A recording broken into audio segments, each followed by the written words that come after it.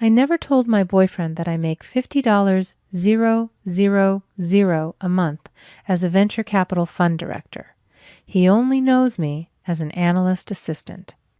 When he invited me to his family's private members-only club in Boston, I knew exactly what I was walking into.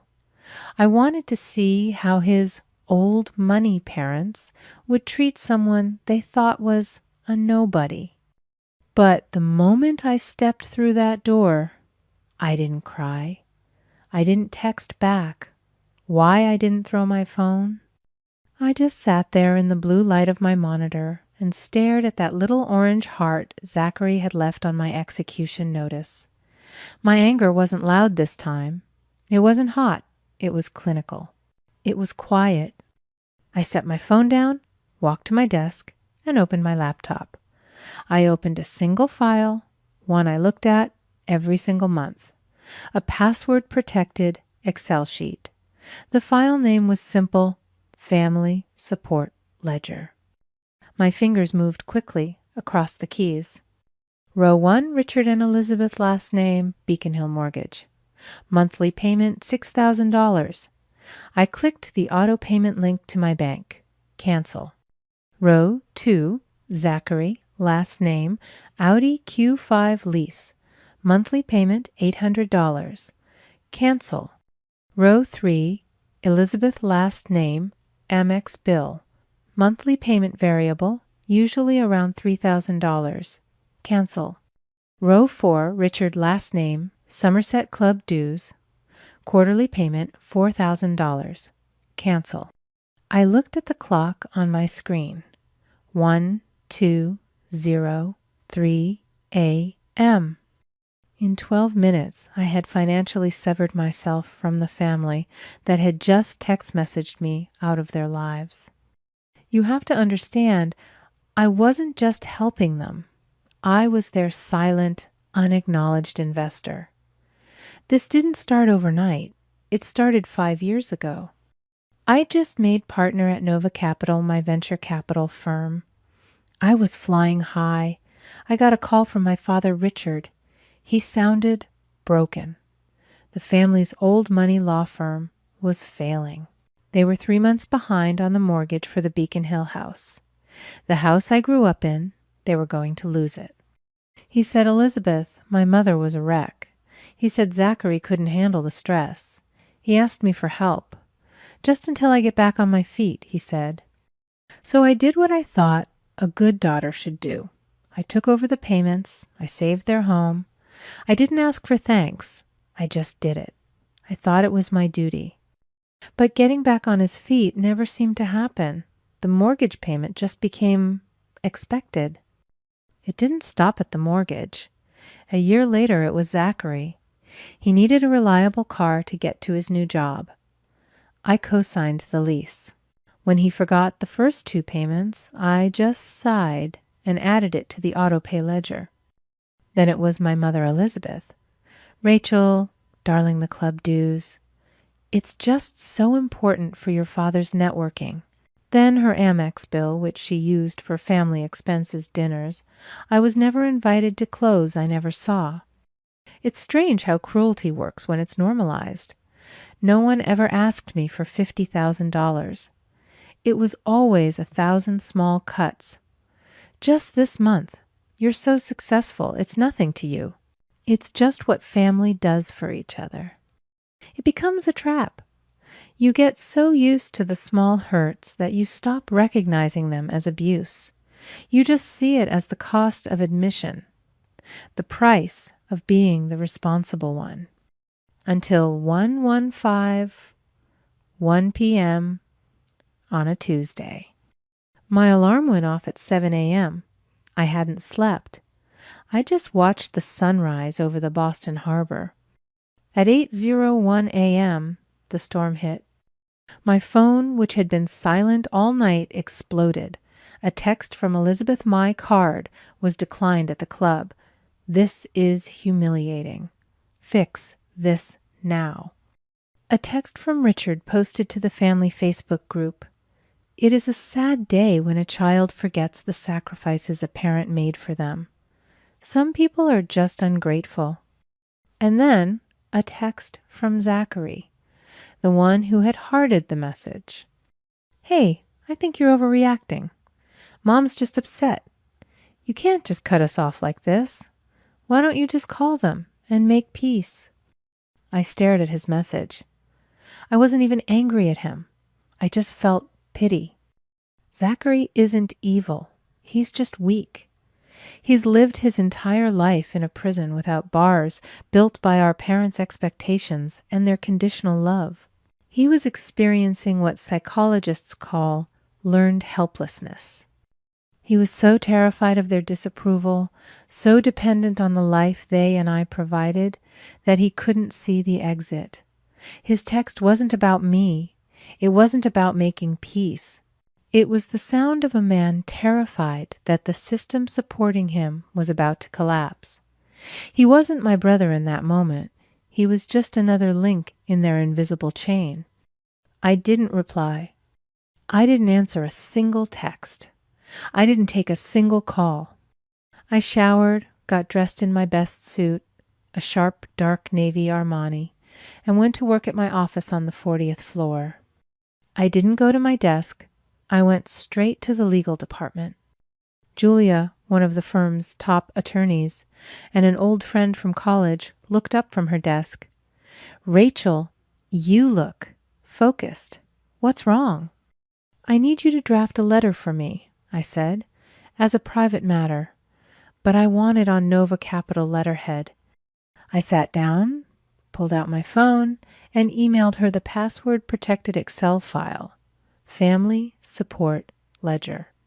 She opened it. Her eyes widened as she scrolled through the tabs.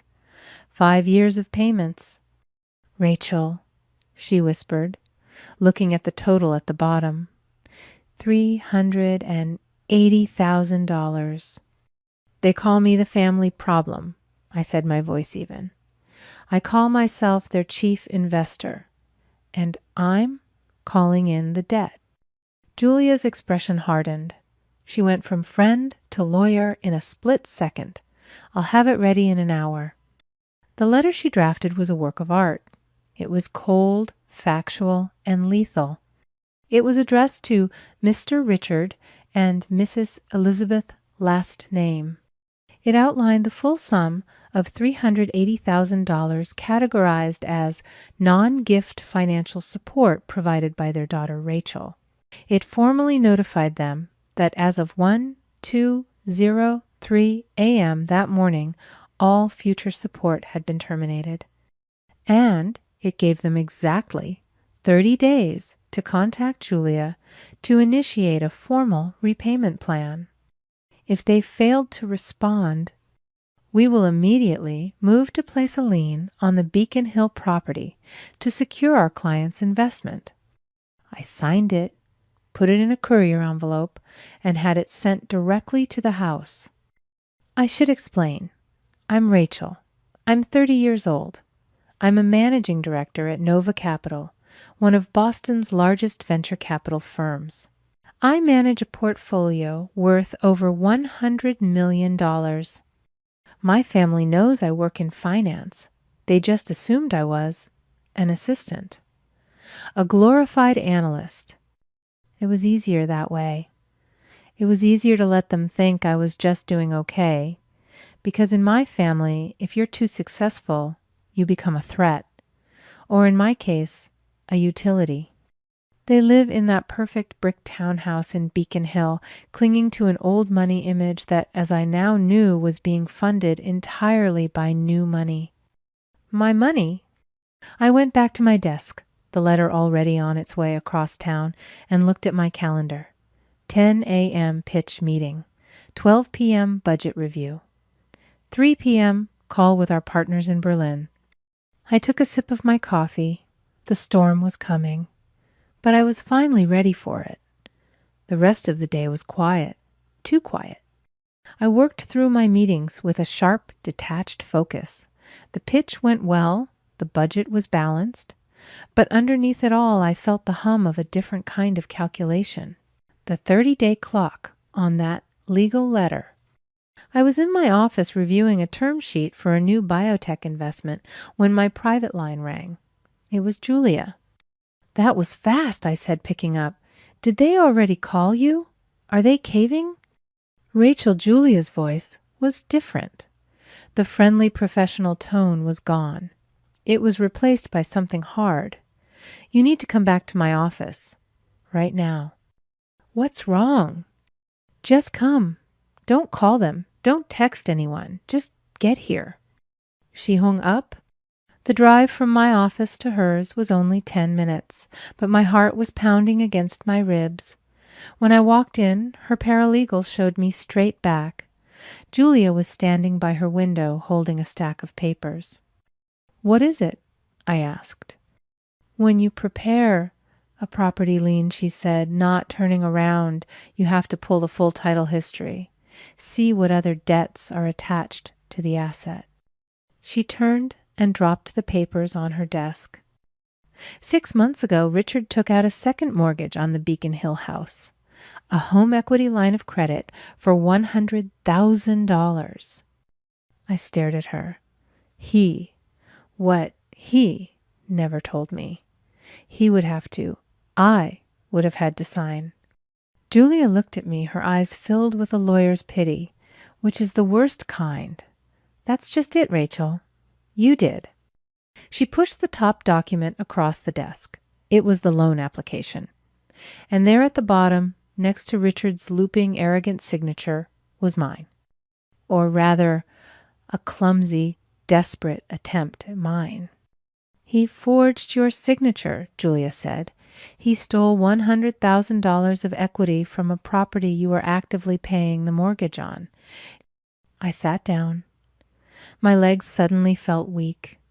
This wasn't just being ungrateful. This wasn't just insults behind my back. This was a crime. This was a felony. "It gets worse," Julia said, sitting across from me. "I know where the money went." She showed me the transfer records. The $100,000 wasn't spent on a vacation. It wasn't spent on a car. It was wired directly into the operating account for the last name law group. "His firm wasn't just failing," Rachel Julia said gently. "It was drowning. He was taking your monthly mortgage payments with one hand while simultaneously stealing your equity with the other just to keep his own sinking ship afloat." And just like that, everything clicked into place. The 1151 p.m. text message. It wasn't a random emotional outburst from my mother. It was a calculated decision. Richard knew the bank statements for the new loan would be coming. He knew I'd eventually find out. He had to get rid of me. He had to sever the relationship, declare me not family, so that when I discovered the theft, he could paint me as a bitter, vindictive outsider. He wasn't just cutting me off. He was cleaning up a crime scene. I looked at Julia. The shock was gone. The hurt was gone. All that was left was a cold, quiet clarity. "He didn't just make a mistake," I said. "He committed fraud." "Yes," Julia said. "Against you and against the bank. What do you want to do?" I thought about his Facebook post. Some people forget who raised them. I thought about Zachary's text. "Mom's just upset. Make peace." I thought about the years I spent making myself smaller, quieter, more useful, just hoping for a scrap of approval. I stood up and smoothed the front of my suit. "He's not just my father anymore, Julia. He's a liability to my asset. I want you to call the bank's fraud department. And I want you to call the State Bar Association. I want you to report him." Julia nodded slowly. "This will destroy his career. He'll be disbarred. He could face jail time." I know I said walking to the door, but as he's so fond of saying, it's just what family does for each other. It took 3 days for the other shoe to drop. I was working from home, my laptop open, on my marble kitchen island, finalizing a deal for a new AI startup. The city was quiet, just the distant sound of traffic. Then my intercom buzzed. Not a call to my phone, but a frantic buzz from the lobby. My doorman's voice came through. "Miss Rachel, a woman named Elizabeth is here. She seems very distressed." "Let her up," I said, and closed my laptop. I walked to the door and waited. I wasn't nervous. I wasn't angry. I felt nothing. It was the calm of a balance sheet, finally adding up to 0. The elevator chimed. I heard footsteps, fast and uneven, running down the hall. Then a desperate pounding on my door. I opened it. It was Elizabeth. But this wasn't the cold, polished matriarch from Beacon Hill. Her hair was a mess. Her eyes were red and swollen mascara streaked down her cheeks. The expensive cashmere coat she wore was buttoned wrong. "Rachel," she gasped, pushing past me into the apartment. "Oh, Rachel, thank God. You have to help us." I closed the door slowly.